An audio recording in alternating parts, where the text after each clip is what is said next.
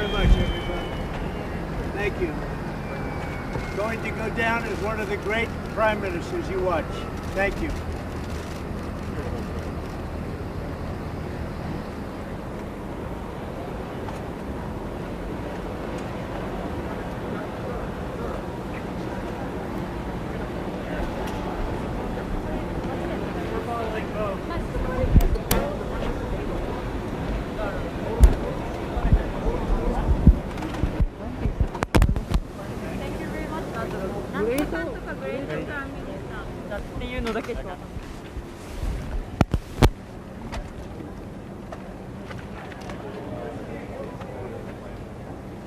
We'll take the elevator down after.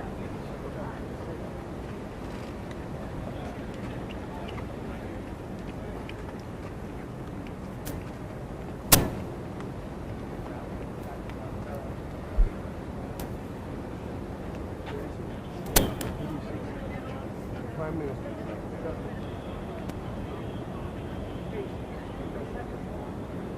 There's a rail in the middle with six.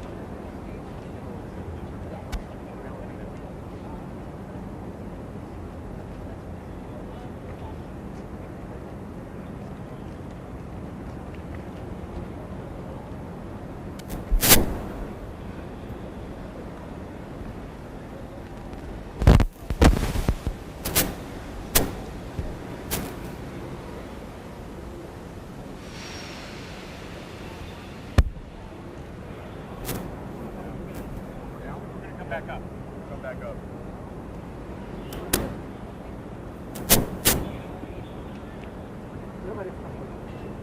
Stand clear of H2. H2 is going down the hangway. Run H2, run H2.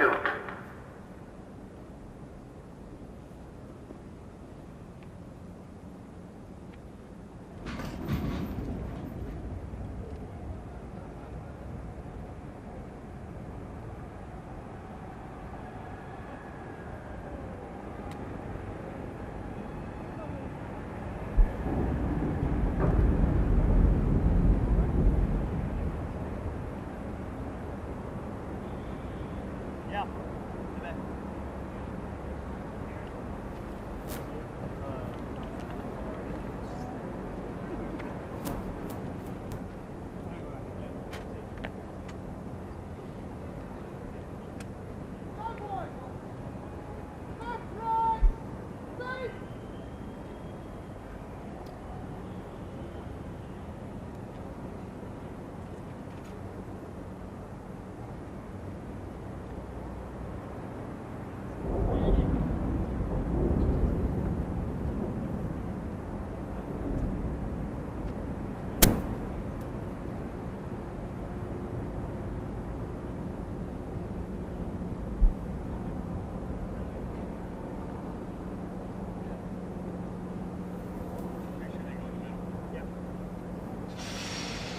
Alright guys, you come with me.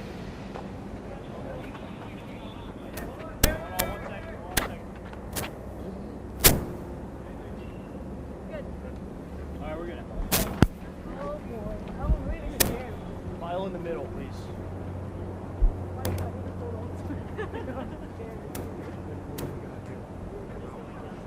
Come here, Mark. Come here. Going down the elevator to where our marks are. File in the middle, guys. File in the middle.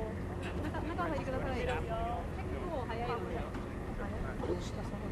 下がります。これがエレベーターです。さっきのところに降りますんで、はい。で、ガンってなりますんで。まあ安全なんですけど、ちょっと気をつけてください。I don't know that any of you have your sea legs, so I'm a little concerned. ちょっと足がぐるぐるする可能性がありますので、気をつけてください。そうです。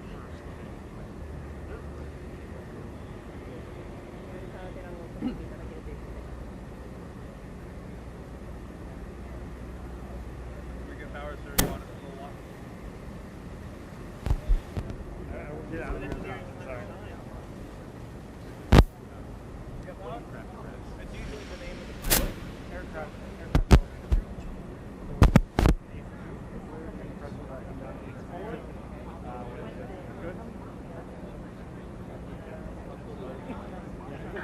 Stand clear of elevator number 2. Elevator number 2 is going down to the base. Now one clear. Run H2, run H2.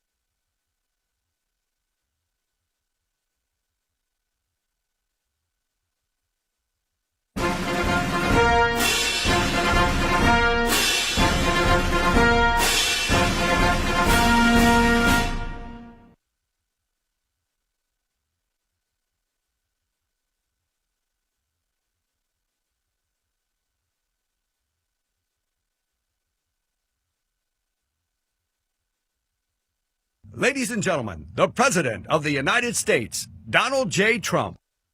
Cause the flag still stands for freedom, and they can't take that away.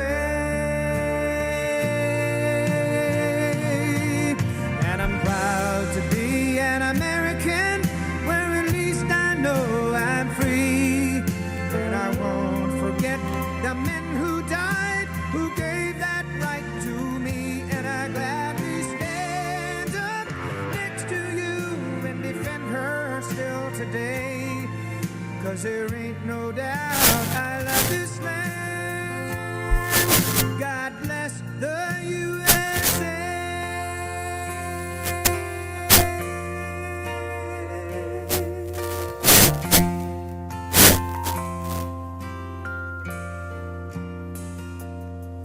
From the lakes of Minnesota to the hills of Tennessee, across the plains of Texas, from sea to shining sea, from Detroit down to Houston and New York to LA.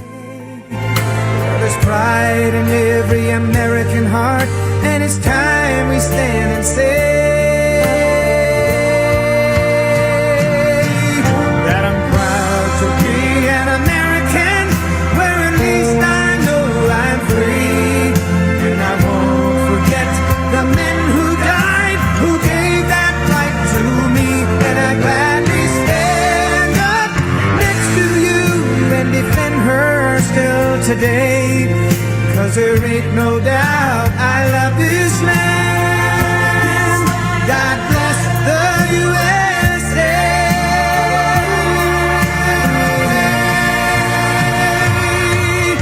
And I'm proud to be an American, where at least I know I'm free. And I won't forget the men who died, who gave that right to me.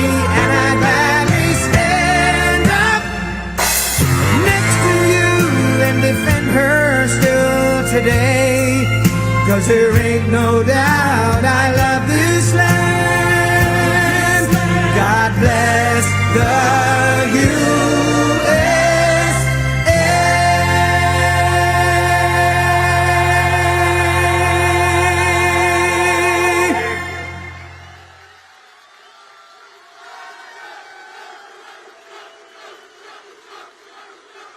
What a group, what a group. All champions. USA.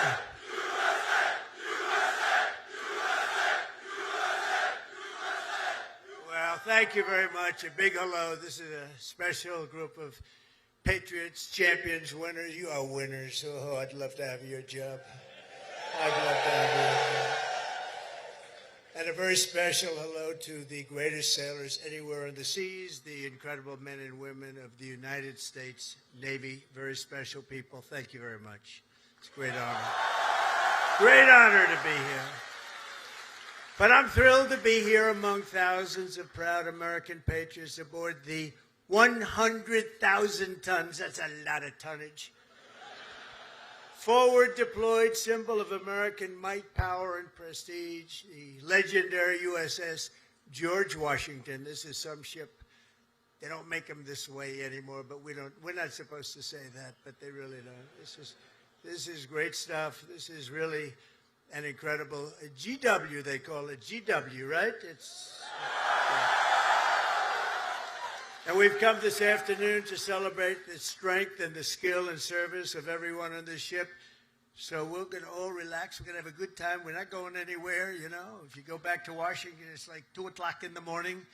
But I want to just tell you that you are special people, and we're going to have a little fun. And I'm going to tell you how great our country is and how well we're doing, because a year and a half ago, we had a different country than we do right now. Now we're the most respected country in the world. We're the hottest country anywhere in the world. And it hasn't taken too long, but I had no doubt. I just didn't know we were going to do it this fast. We've done it fast because of people like you. So I want to thank you very much. And I want to recognize a man that you all know well, and he's a tough cookie. He was formerly our Secretary of Defense, but now he is proudly known as our Secretary of War, Pete Hegseth.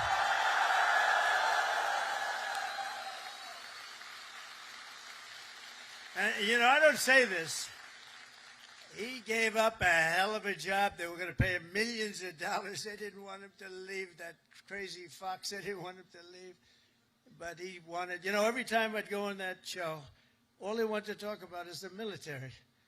And I said, you know, if I ever do this, I'm going to bring this guy along with me. He knew more about it than anybody. He didn't want to be doing the other stuff. And he had a chance. He could have made so much money you wouldn't have known. He didn't want that. This is what you wanted, Pete. He's so happy now.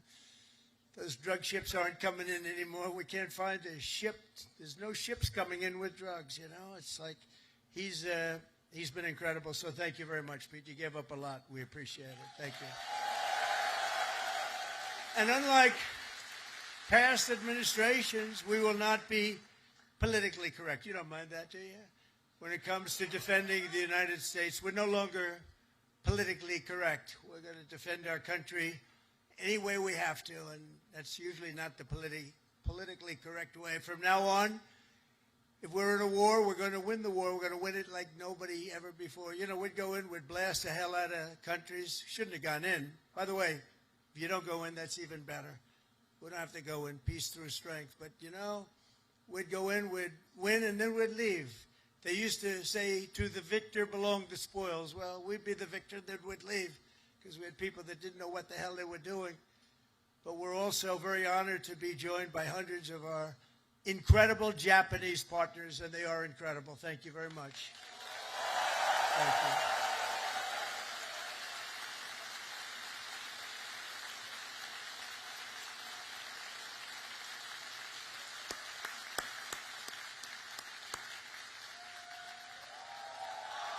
This woman, that's right. This woman is a winner. So, you know, we've become very close friends all of a sudden because their stock market today and our stock market today hit an all-time high. That means we're doing something right. But the cherished alliance between the United States and Japan is one of the most remarkable relationships in the entire world. Really, there's never been anything like it. Born out of the ashes of a terrible war, our bond has grown over 8 decades into the beautiful friendship that we have. It's a foundation of peace and security in the Pacific. You see it? So on behalf of all American sailors stationed in this beautiful country, let's hear it for our allies and the Japanese self-defense forces and all of the Japanese people that we love and respect. And I have such respect for Japan and the country. And now I have a really great respect for the new and incredible Prime Minister. And I have to say this, the first female Prime Minister in the history of Japan. Madam Prime Minister, please say a few words. Thank you, Mr. President, and thank you all. 本日、米国の海軍創設250周年という記念すべき節目に、トランプ大統領とともに地域の自由と平和を守る象徴である空母ジョージ・ワシントンで挨拶するチャンスをいただいたこと、心から光栄に思います。This year marks the U.S. Navy's semi-quincentennial anniversary. As we celebrate the important milestone, I'm truly honored to have this opportunity to deliver remarks with President Trump aboard the aircraft carrier USS George Washington, a symbol of protecting freedom and peace in this region. でまず何よりも日夜、我が国と地域の平和と安全のために尽力してくださっている自衛隊員、そして在日米軍の、軍隊の皆さん、軍人の皆様に心から敬意と感謝を捧げます。First and foremost, I would like to express my deep respect and sincere gratitude to all the men and women in uniform from Japan's Self-Defense Forces and the U.S. Forces Japan for your dedication and commitment to safeguard peace and security of our nation and the region day and night. 6年前に、ありがとう、Thank you.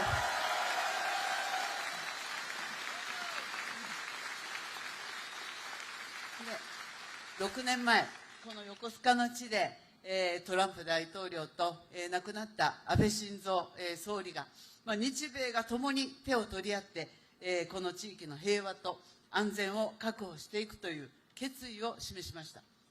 6 years ago, at this same place, here in Yokosuka City, the late Prime Minister Shinzo Abe and President Trump stood side by side and demonstrated their resolve that Japan and the United States would join hands to ensure peace and security in this region.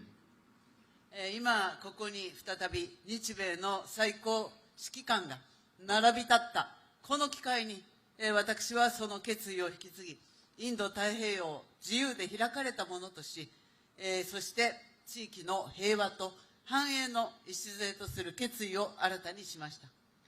Now, as the two commanders-in-chief of Japan and the United States stand together once again, I have renewed my determination to carry forward that resolve and to make the Indo-Pacific free and open so that it will serve as the foundation of peace and prosperity for the entire region.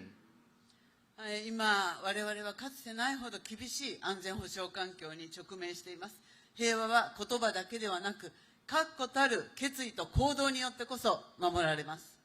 Now, we are facing an unprecedented severe security environment. Peace cannot be preserved by words alone. It can be protected only when there is an unwavering determination and action. あちらに見える最上とマヤを含む自衛官とこのジョージ・ワシントンは数多くの訓練を重ねてきました。でまた横須賀にいる多くの、補給整備に携わっている、日米関係者の皆様、そして地域社会との絆が、米国海軍の活動を長年にわたって支えてきました。こうした幾層にもわたる日米の協力が日米の抑止力、対処力を確かなものとしております。From where we stand, we can see Maritime Self-Defense Forces Mogami and Maya, vessels of Japan's Maritime Self-Defense Force, and USS George Washington have conducted numerous joint exercises.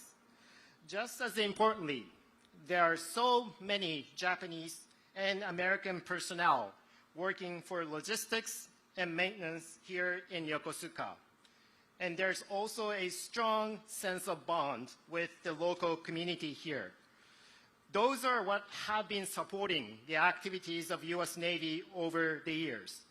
There's no doubt that such multi-layered Japan-U.S. cooperation is what makes it possible for us to ensure the credibility of our two nations' deterrence and response capabilities. 私は決意しています。今後、日本の防衛力を抜本的に強化して、この地域の平和と安定により一層積極的に貢献していきます。So let me reiterate my unwavering determination here. Japan is committed to fundamentally reinforce its defense capabilities, and Japan is ready to contribute even more proactively to peace and stability of the region.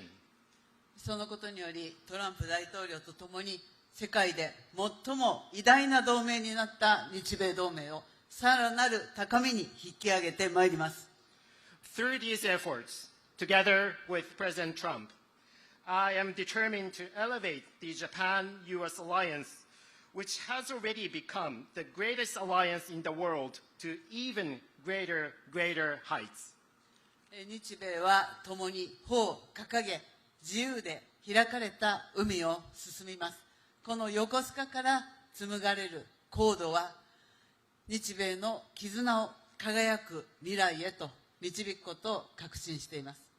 Japan and the United States will advance together with our sails raised high across a free and open sea. And I am very confident that the sea route from Yokosuka will make our bond even stronger and stronger and bring our two nations on the path to a shining future. Thank you.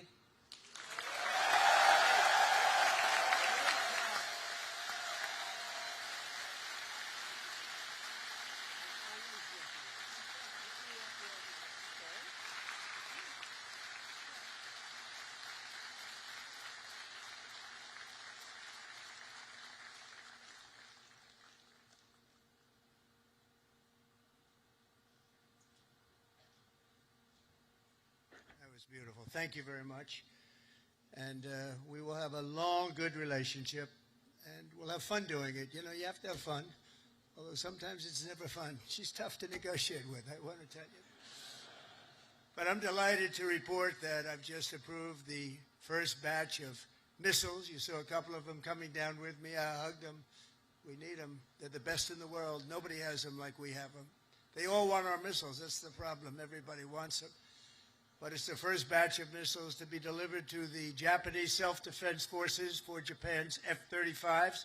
And they're coming this week, so they're ahead of schedule. So I just want to tell Madam Prime Minister, they've been waiting for those missiles, and we got them here right away as soon as I heard about it. I want to thank former Senator, a great gentleman, by the way. He was so popular, but I took him out, and I made him Secretary of State. I think he was born for it. Marco Rubio, thank you very much, Marco. Where are you, Marco?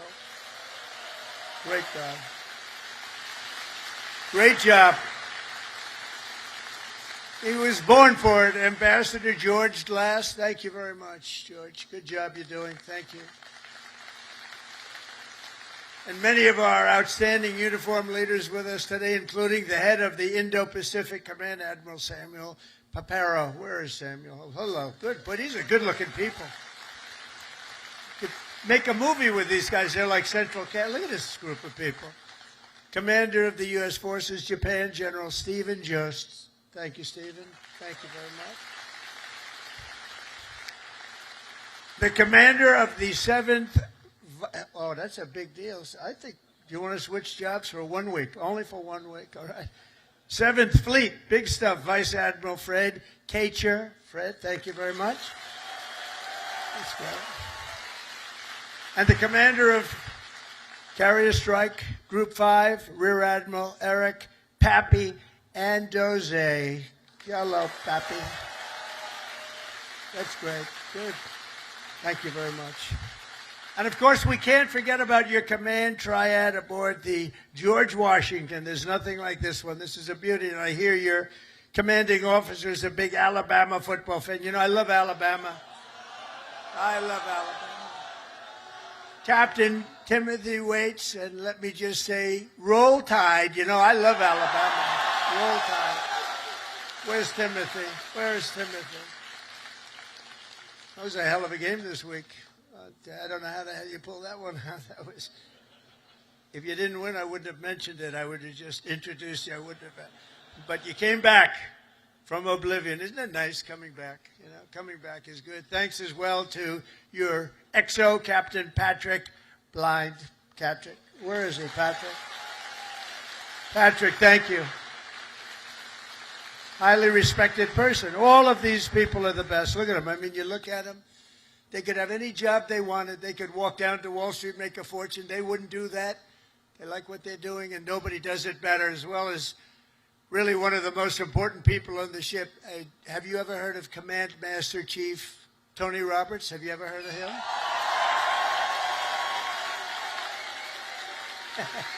Wherever you are. Where's Tony?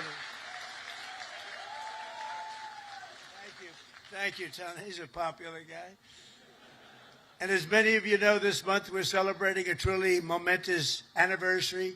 250 years of courage and pride, honor and victory by the United States Navy. 250 years. Can you imagine?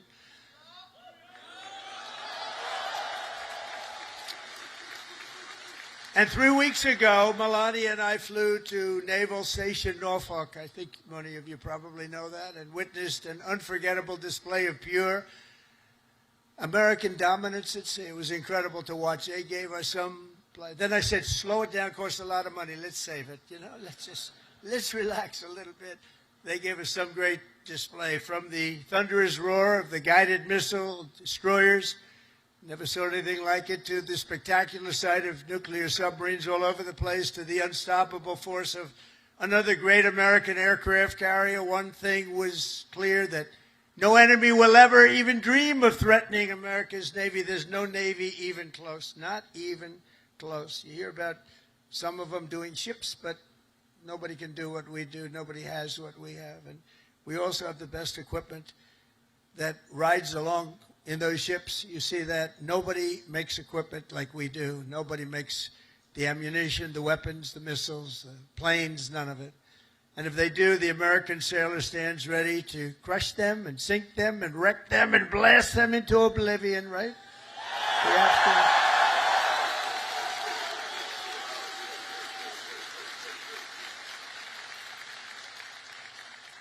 And that's a terrible statement for me to make. That's the end of it, because everybody said that I should immediately get the Nobel Peace Award. With that statement, that takes me out of the running, but that's the way. That's the way it is. The United States is blessed with the strongest and most powerful military in the history of the world. There's no military like our military, not even close. Nobody has our weapons, and it'll be stronger and more powerful than ever before very soon. You know, we just approved the biggest budget in the history, over $1 trillion. Over $1 trillion. We have the best ships, the best airplanes, the best submarines, the best technology.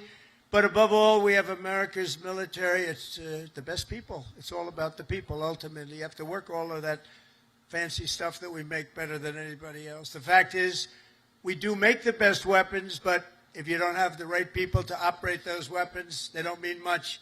Despite that, as Commander-in-Chief, I never forget that our ultimate strength does not come from equipment. It comes from the men and women of the rank and file. That's true. It comes from you people, incredible people, good-looking people, too many good-looking people. I don't like good-looking people. I never liked good-looking people, I'll be honest with you. I've never admitted that before. But see, I'm allowed to, you know, we won in the Supreme Court a thing based on merit. You know about that, right? Merit. Everything now in our country is based on merit, and that's why I look at you and I see nothing but merit. It's great to have a country back where we can go by merit now. We don't go by anything else except for talent and work and hard work, and it's such a big win. That was such one of the most important wins, and the will, patriotism, and spirit in your hearts is our single greatest weapon. The strength that you have is unbelievable. That's why as we make a record investment in our military, we've never spent so much, and we've never spent it more wisely, because now we watch it. We spend it properly. I'm also supporting an across-the-board pay raise for every sailor and service member in the United States Armed Forces.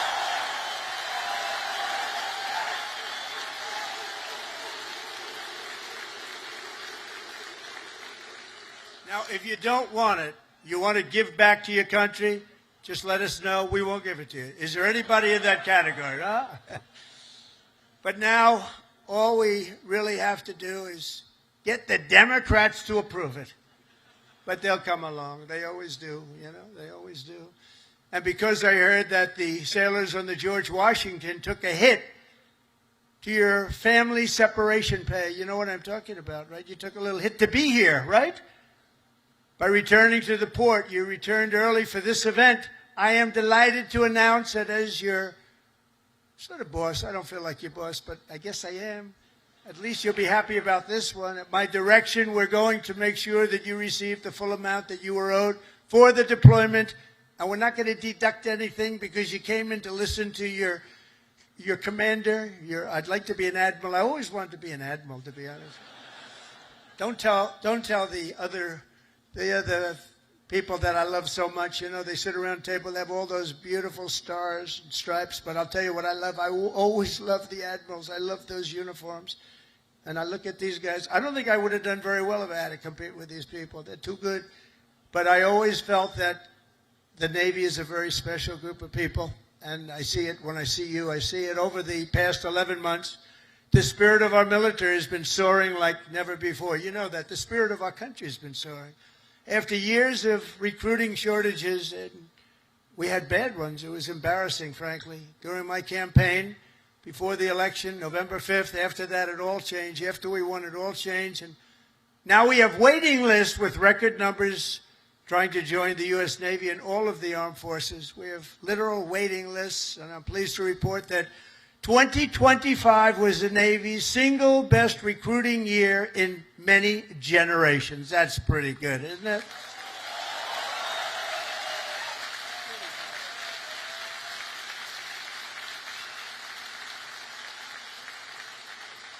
But, you know, think of it. It seems like I've been up here so long, and it seems like I've been doing this for a long time and a half. We had a great first term, but nothing like what's happening now.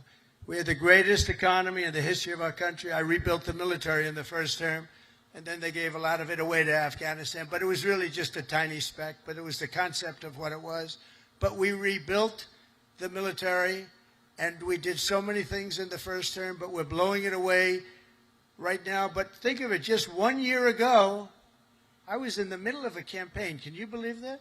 It doesn't feel that way. I said, you know, you're right. It's not November 5th yet. We have another week or so to go.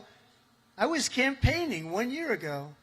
And look at all the things that we've done since this unbelievable day, November 5th. That's when it all changed. When we won on November 5th, it all changed, and we went from a country that wasn't respected and a lot of people that had no spirit. That includes joining the police, the fire departments. They didn't want to join. After that, they started joining, and it seems like 10 years ago, not less than a year. Think of it, less than a year ago, I was campaigning. You know, we won the second election by a lot, so we had to just prove it by winning the third by too big to rig, I called it. It was too big to rig. And it was an amazing victory. And thank goodness we won, because we were in big trouble. We were in big trouble. But the new recruits, every sailor aboard this ship has answered a sacred call of duty to cross any ocean, fight any battle, and defend America and its allies with unwavering resolve. As you know, the George Washington is the only aircraft carrier on Earth that is permanently stationed overseas. It's permanent. Now, if you'd like to take a trip back to America, hell, let's do it one time. Well, I'll join you. I'd love to join you. You know, when I landed on this, it doesn't feel like a ship. It's solid. This is a solid piece of stuff. These 4.5 acres of power and steel are the front line of American freedom in the Pacific. Every day you're taking risk to keep our country safe and to defend peace and security in this incredible part of the world, working with Japan, working with other nations. I just left Malaysia. We stopped a big war with, you know that, we stopped 8 wars. Can you imagine? In 8 months, I stopped 8 wars. Like, I stopped a war a month. Think of that. That's pretty good. But I just left Malaysia. Thank them, because they helped us very much with one of them, and actually for even a second. They're great people, and they send their regards. I spent a day there with the Prime Minister, and we had a good time. But you carry out your mission bravely. You carry it out brilliantly. And on behalf of all Americans, I just want to say, and I came over to say it loud and clear, thank you very much. Thank you. Thank you. Incredible people. You are incredible people.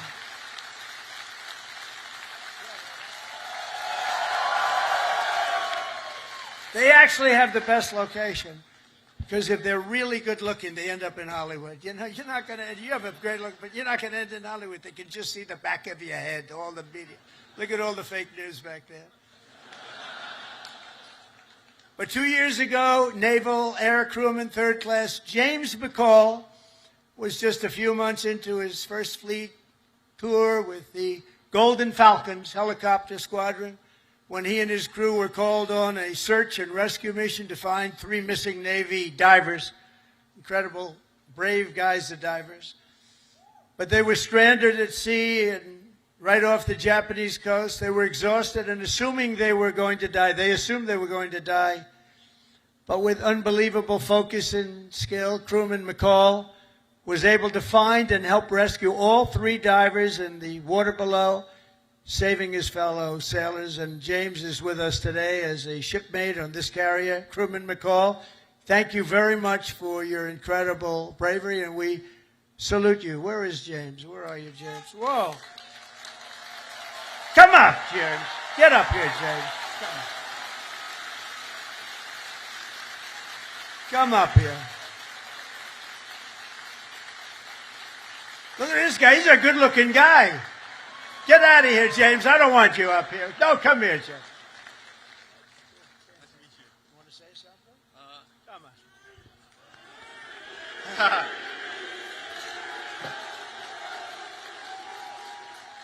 on.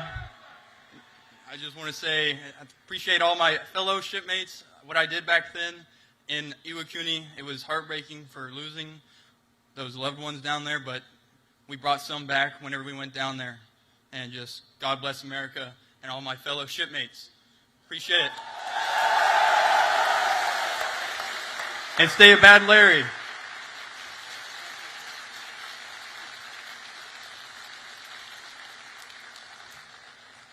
I was wondering, maybe he almost stayed up. He could have been up here for a while. You did that very well. He's going to be running for office next week. You watch.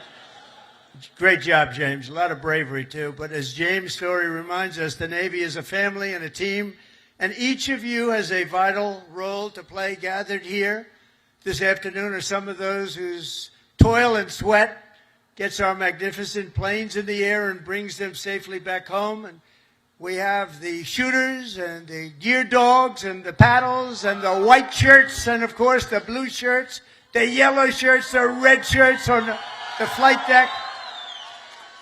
And all over the hangar bay, I want to thank you all. You're incredible people. I saw some of you, we're rushing to get down here, and they want to take pictures up there, you know. They're very aggressive people. Sir, can I have a picture? They're supposed to be standing at attention. Sir, can I have a picture, sir? Yeah. You know what I'm talking about, right? Very aggressive. But I think they're great. We also have a real genius and these people are incredible, who maintain the largest and most complex machine ever built, our amazing mechanics and engineers on the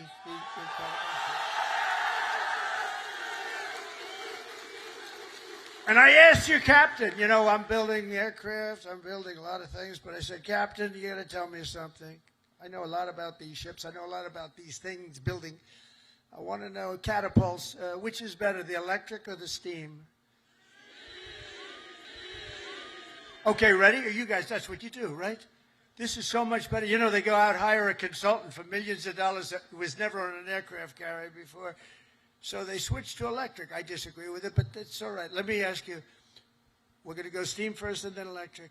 Catapults, which is better, electric or steam? I'm going to put it in order. Seriously. They're spending billions of dollars to build stupid electric. And the problem, when it breaks, you have to send up to MIT, get the most brilliant people in the world, fly them out. It's ridiculous. The steam, they said they can fix it with a hammer and a blowtorch. And it works just as well, if not better. And I love the sight of that beautiful steam pouring off that deck with the electric. You don't have that. So, you know, we did the Ford in electric, the cost overruns, everything else. But, you know, I hope it's going to be okay, but I like steam. We're going to go back to steam. They change just for the sake of changing. I said to the architect, have you ever designed a ship before? You know, he only did the biggest ship in the world, right, the Ford. But we're going to go back. Okay, now let me ask you the second question. Hydraulic for your elevators or magnets? You know, the new thing is magnets. So instead of using hydraulic, that you can be hit by lightning and it's fine. You take a little glass of water and you drop it on magnets. I don't know what's going to happen. So, you know, the elevators come up in the new carriers. I think I'm going to change it, by the way. They have magnets. Not every tractor has hydraulic. Every excavator, every excavating machine, any kind has hydraulic. But somebody decided to use magnets for your elevator. Maybe they're good. Which is better, hydraulic or magnets? What the hell is wrong with these people? Can I ask you, the top-ranking gentleman right here? Seriously, I'm putting out an order. I'm going to sign an executive order. When we build aircraft carriers, it's steam for the catapults, and it's hydraulic for the elevators. We'll never have a problem, okay? Do you agree? He agrees. Everybody agrees, but these people in Washington. All right. We're going to do that. I'm serious about it. It bothered me so much. I'd see the costs come in. They spend $900. This is not on my watch, so, you know, if it was on my watch, I would be very quiet about it. I wouldn't be talking about it. They spent $993 million on the catapults, trying to get them to work. And they had steam, which works so beautifully, and it has for 50 years, right?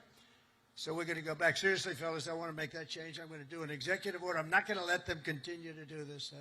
They're trying to make it work. They're trying so hard, and they have something that's perfect. So we're going to go back on that and the magnets. Thank you very much.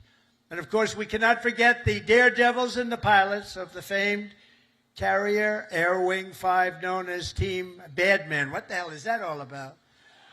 Who are they? They're bad. The elite air units aboard this vessel are storage squadrons like the Royal Maces, the Diamondback, the Argonauts, the Chippies, the Titans, the Tiger Tails, the Shadowhawks, and the Saberhawks. All great, brave people. They're all incredible. You're all incredible people. Do you know, they say, and I love it.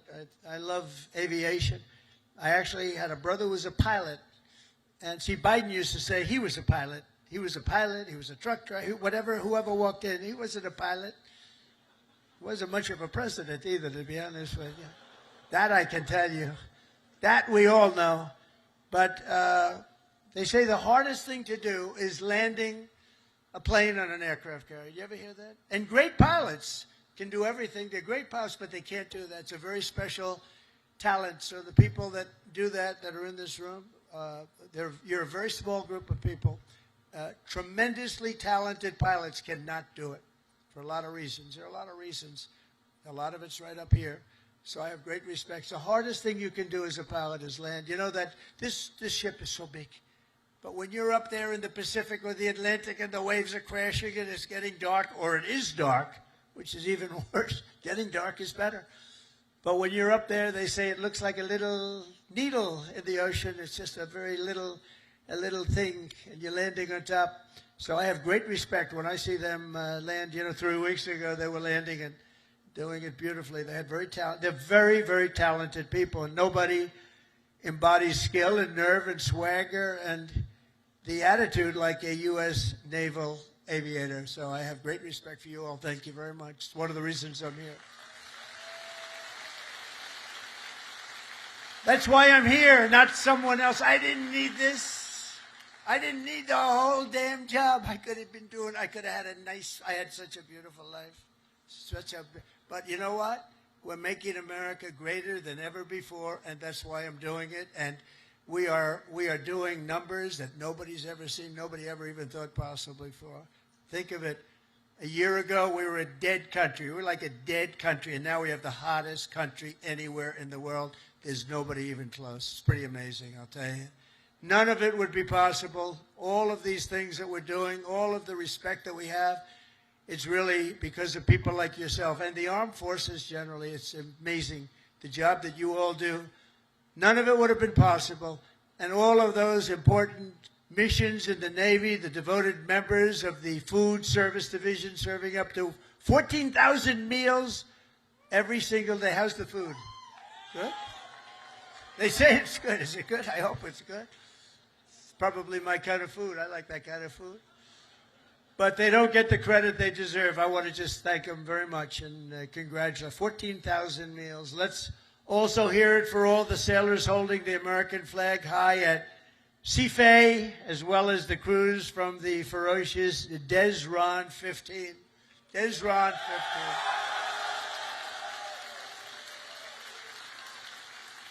But together, the sailors here today give your very best to our nation. And as your commander-in-chief, I'm fighting every single day to ensure that we give you our very best also. We do.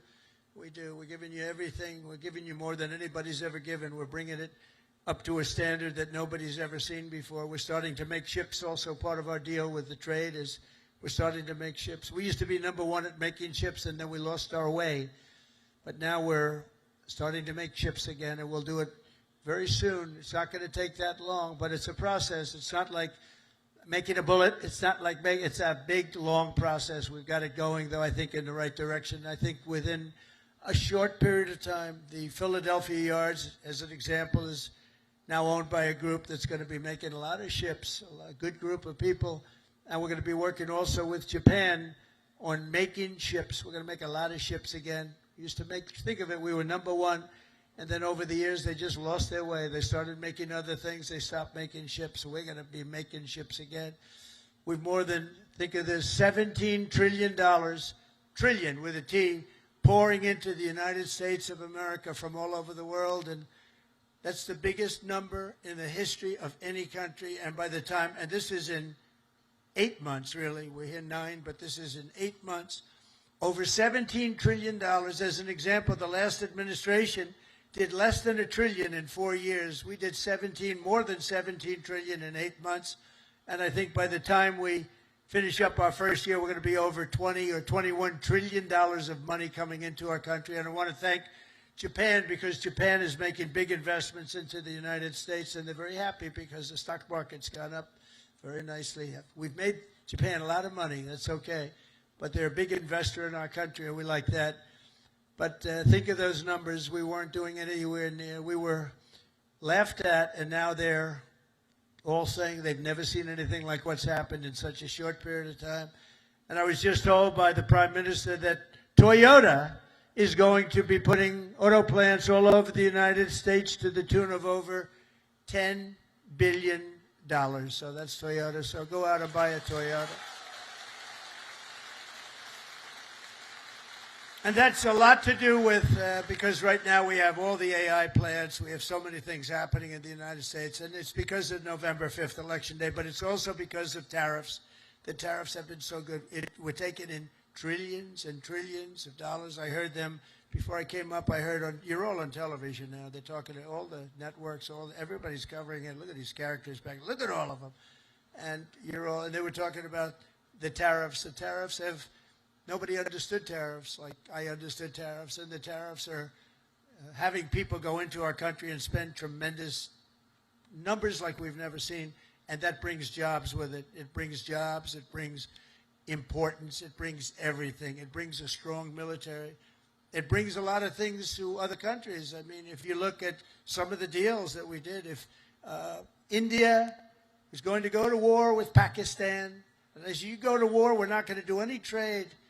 We're going to put big tariffs on both countries. And they said, well, I guess we're not going to go to war. 2 nuclear powers, we stopped it. But we stopped a lot of wars. Tariffs, without tariffs, we wouldn't have national security like we have it. We've never had national security like we have it right now. And literally a year ago, you had very little national security. You had people that didn't have a clue. American strength is roaring back like never before. And with your help, America is respected once more. And it is respected at levels that we haven't seen before. On my first day back in the White House, I deployed the men and women of the United States military to stop the invasion on our southern border, right? It was an invasion, losing hundreds of thousands of people to fentanyl and to drugs, and now we have the most secure border in American history. For 5 months, they said zero, no people came into our country illegally. They came in through a legal process, but nobody came in through the southern border. Can you imagine? Even I can't, it's hard to believe that. Because, and we do have it tight as a drum, but that's what we have to have. If you don't have borders, if you don't have a fair media, if you need certain things. You need a good, fair media. They're getting better. They're not there yet, that I can tell you. But they're getting better. But you need borders. You got to have borders in a country, or you don't have a country. And now we have a border that the likes of which this country has never seen before, and people respect us for it. With the help of our war fighters, we're decimating the savage drug cartels that poison our people. 200,000 people, maybe more than that, died last year because of what came into our country. Through an open border policy where 25 million people poured into our country, totally unvetted, totally unchecked. They came from prisons. They came from mental institutions and insane asylums. They were drug dealers. They were bad people. 11,388 were murderers, half of which committed more than one murder. They let them into our country. We're getting them the hell out. We're getting them out. We're getting them out fast. Is that okay with you? Yes, right? I have no doubt. Got to get them out. Just an unforced era. And we're also straightening out our cities. Washington, D.C., our beautiful capital, was a killing mess. People getting killed all the time. It was very high crime. And we sent in our National Guard, again, great people. And I don't say they were totally politically correct. That's okay. And now it's a very safe, now it's considered a very safe. It took 12 days. We got 1,700 people, career criminals, many of which came in through Biden's open border, and they infiltrated our nation's capital. And we had a very unsafe capital, but for years before that, it was very unsafe.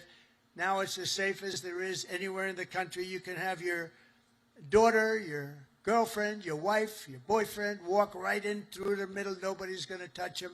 The crime is down to almost nothing. It's a whole different ballgame. It took literally 12 days, but let's give us a month to do it really. We had it drum tight, and it's a beautiful thing. And our people in the service, and you know, people don't care. If we send in our military, if we send in our National Guard, if we send in Space Command, they don't care who the hell it is. They just want to be safe. And we have safe cities now. We're starting in Memphis. And Memphis was a disaster. It's been there. They've been there for 2 weeks, and it's a whole different series. Crime is less than half, and within a month it'll be gone. Getting rid of all the bad ones. And we're going to go into Chicago. We're going to go into our cities. We're going to clean them out. We're going to straighten them out. And we're going to have safe cities because you want to protect safe cities. We're going to have beautiful, safe cities, and it's happening very quickly and very easily, actually. It's easy for us. It's hard for them. And we have to have a little more help. It doesn't matter, really. We can do as we want to do, but it would be nice to have more help from some of the Democrat governors that don't mind. In Chicago, 2 weeks ago, 4 people murdered, 11 people shot. This weekend, it was like terrible, much worse than that. And then we have a governor that stands up and says, oh, it's wonderful. It's not wonderful. And what we're doing is we're going to make it totally safe. It'll be very safe very soon. And we're doing that with all of our cities that are troubled. We have cities that are troubled. We can't have cities that are troubled. And we're sending in our National Guard. And if we need more than the National Guard, we'll send more than the National Guard because we're going to have safe cities. We're not going to have people killed in our cities. And whether people like that or not, that's what we're doing. And you've been watching what our missiles do to boats and ships and submarines. How about the submarine? They said, no, that was just fishing. The radical left Democrats said, well, it was a submarine, but they were just fishing. Submarines don't go fishing, do they? You know more about submarines than I do. You have a beauty parked outside, actually. This is a submarine, and you know what it was designed for? Transporting drugs, and it got hit. But each one of those vessels that we hit kill on average 25,000 people, American people, every single year. They kill, each one of them killed 25,000 people. So we have to stop it, and we have stopped it. And I want to thank Pete for having the courage to do it. And believe me, people are very honored that you do it. 25,000 people for each boat. For many years, the drug cartels have waged war in America, and at long last, we're finally waging war on the cartels. We're waging war like they've never seen before. And we're going to win that battle. We're winning it already. The sea, I mean, the only problem is nobody wants to go into the sea anymore. Even the fishing boats, they say, let's take a pass. But they don't want that. But we're knocking them out one by one. And very importantly, we've stopped, almost stopped completely, the drugs coming in by sea. And now we'll stop the drugs coming in by land. That's going to be very easy. More importantly, we're ending wars. We're ending wars all over this planet. And as you know, and I said before, I ended 8 wars in 8 months, the most of any president in history. No president that we know has ever ended any war. A lot of them go into wars. But this includes Kosovo and Serbia, the Congo and Rwanda, Pakistan and India, Israel and Iran. You saw that. How about those B-2 bombers? They went in there. They took out that nuclear capability. They would have had, Iran would have had a nuclear weapon within 2 months. Not anymore. Egypt and Ethiopia, Armenia and Azerbaijan. That was going on for 35 years. Big, horrible war. And just this month, we ended the war in Gaza, in the Middle East. We ended the war in the Middle East. Nobody thought it was possible. And we also just signed a deal in Malaysia between a war that was just starting, Cambodia and Thailand. So we saved millions and millions of lives, and I did it mostly verbally. We didn't have to get you involved. When we don't get you involved, that's a good thing. We don't want you to get involved. If I can avoid you getting involved, if I have an ability to do things that maybe other people don't, or we see things, but we stopped a lot of those wars based on trade and tariffs and penalties, and you know they're getting all ready to fight, and then we tell them, no more trading with the United States. We're putting tariffs on your nation, et cetera, et cetera. It's called national security for us, but it's really national security for the whole world. And everywhere we go, America is actually making peace, and it's peace through strength. When they look at this, when they look at you people, they say, we're not going to mess around with them. So it's very important. After years of crippling inflation, back home we had the worst inflation in the history of our country. Energy costs are down. You know, energy costs are way down. Gasoline prices are way down. Grocery prices are way down. We have a little problem with beef. We're going to get that down very quickly, but the prices are way down. Mortgage rates are down despite having an incompetent head of the Fed. I call him too late. He's always too late. He's too late in lowering interest rates. I call him Jerome Too Late Powell. But despite having a totally grossly incompetent guy, we have we blow through it, because we're doing so well. Inflation has been defeated, and workers' wages are rising at the fastest pace in 60 years, and that includes your wages. They're rising in the fastest pace. The workers, I'm not talking about the rich people. Rich people, everyone's doing well. Everyone in our country is now doing well. My first term, we built the greatest economy in the history of the world. We had an economy like nobody has seen before. Now we're doing it again, but this time, actually, it's going to be much bigger, much stronger. I told you $17 trillion, but it's going to be $21 trillion. And that's numbers that have never been heard of before. Much bigger than any other country in the world by literally $16 trillion. It's amazing. The sailors in this ship sacrificed so much for our country, and the president, and I will tell you, the president standing right up here loves you. I respect you and I love you. And I'm giving everything I have to make sure that when you get home, you find an America that is safe and proud and sovereign and free. One service member who reminds us that we're working for you and for everybody and for our country is Chief Warrant Officer Will Hightower, who serves on the George Washington in the all-important DEC department. Do you know what the DEC department is? I have no idea. But they do.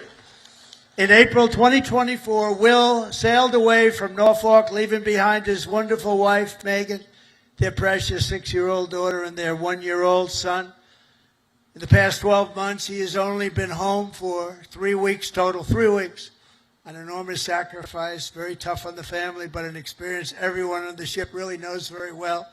In February, Will's tour will come to an end, and he will finally be going home just in time for his daughter's birthday. So, Will, I want to thank you together with all of those people that go through the same thing. I want to really thank, where is Will? Is Will around here? Where is Will? Wow, look at him. It's a good-looking people here. That's great, Will. How does it feel? Good? That's great. Feels amazing. That's fantastic. That's fantastic. See, in the old days, I'd say, does your wife still love you? But I don't do that anymore, you know? Does your wife still love you? Yes. Do you still love your wife? Every day. That's good. Okay, that's good. So that's good. Great. Beautiful. Say hello to your daughter, right? And your wife. And just in conclusion, every sailor here today inherits a legacy of valor and grit and glory unmatched in the long history of mankind's voyage on the seas. It's a voyage like nobody's ever had like you have. For 2.5 centuries, America's Navy has preserved the vision of our first commander-in-chief, who gave this ship its storied name, its righteous soul, and its timeless motto, first in war, first in peace. Very famous phrase, George Washington. After 250 years, that is exactly what our country is today. It's first in war, first in peace, first in wealth, first in power, first in science, first in spirit, and first in freedom. And we went through 4 bad years, but now America will always be first again. If you have the right person up here, if you have somebody that understands a lot of different subjects, We're going to be bigger, better, stronger, and more important, really, frankly, to the world. Japan respects us. If you see what's going on all over the world, they're respecting us again. They respect us like never before. The treatment they gave me all over as I go around to different countries is great, but it's really a respect for me, but it's a bigger respect for our country. They respect our country again. They didn't respect our country just a few years ago.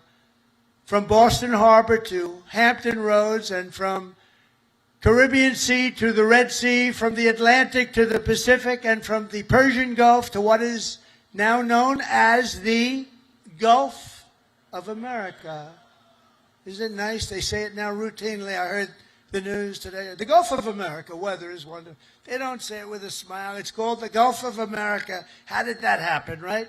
And it took me, for many years I said, why is it called the Gulf of Mexico when we seem to have the shore? Well, we do. We have 92% of the shoreline. So I said, when we make it back, not if, when, too big to rig. We made it too big to rig. I said, get out and vote. Too big to rig. Make it that way. I said, I'm going to change it.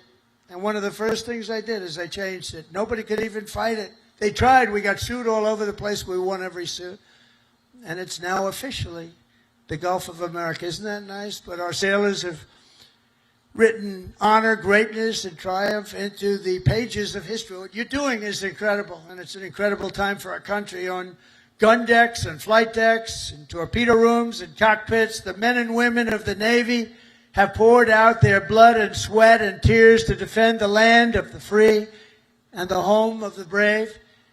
They've crossed icy channels, leapt from burning wreckage, stormed into frigid waters, soared into deadly skies, and laid down their lives to ensure the survival of liberty.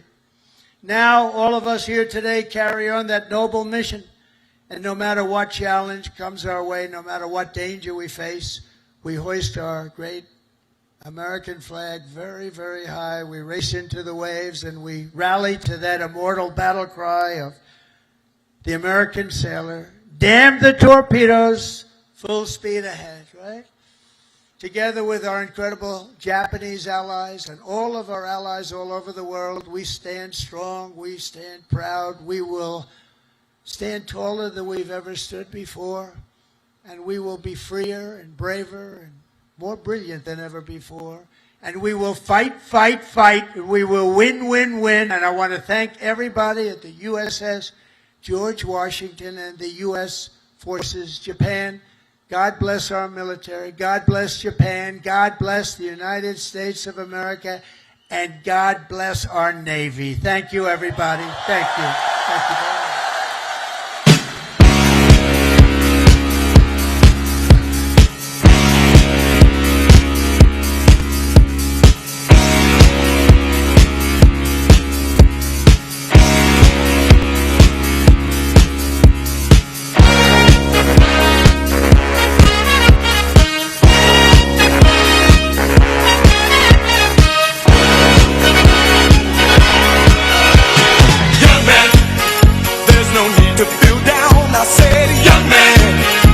Yourself off the ground, I said, young man, 'cause you're in a new town, there's no need to be unhappy, young man, there's a place you can go, I said, young man, when you're short on your dough, you can stay there, and I'm sure you will find many ways to have a good time. It's fun to stay at the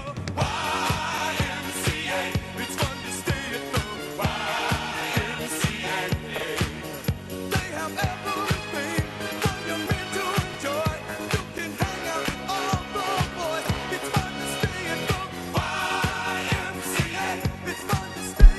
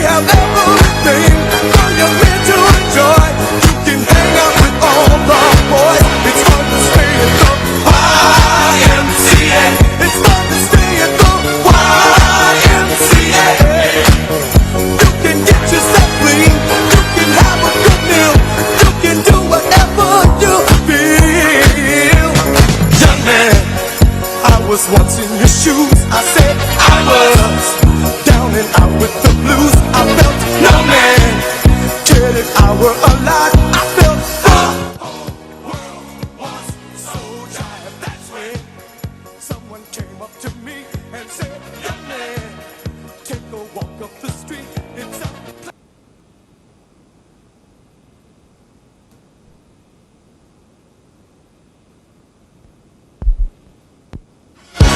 It's fun to stay at the YMCA.